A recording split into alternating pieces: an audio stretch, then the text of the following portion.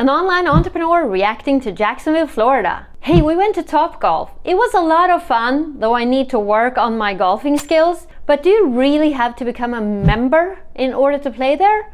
Or were we cheated? I think it was a rip-off that we had to become members in order to play, don't you? Back at Cheesecake Factory, it is so nice. And this nacho plate is the best in the world if you ask me. Service is good, maybe a little bit too much, but food is great. My favorite dish at Cheesecake is, drumroll, salmon with asparagus and mashed potatoes.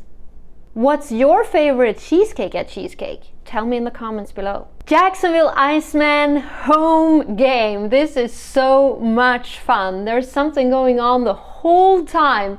In every break there is something going on and a lot of fun. And I really love the start of third period where you have the lights out session. Navigating to the arena is easy, finding a parking space as well and your seats in the arena, no problem. On Wednesdays they have beer and wine, $3. Traffic in Jacksonville is kind of fast paced, but I guess it's not as bad as New York, right?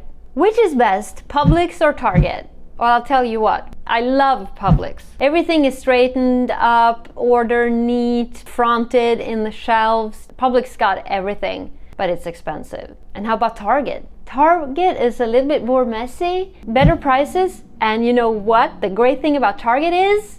Yeah, you have Starbucks coffee and those great little almond biscuits.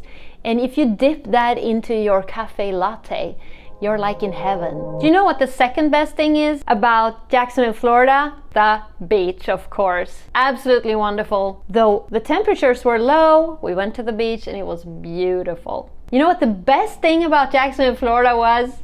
Yeah, it was meeting with friends and family, of course. Always number one. What do you want to do in Jacksonville, Florida when you visit?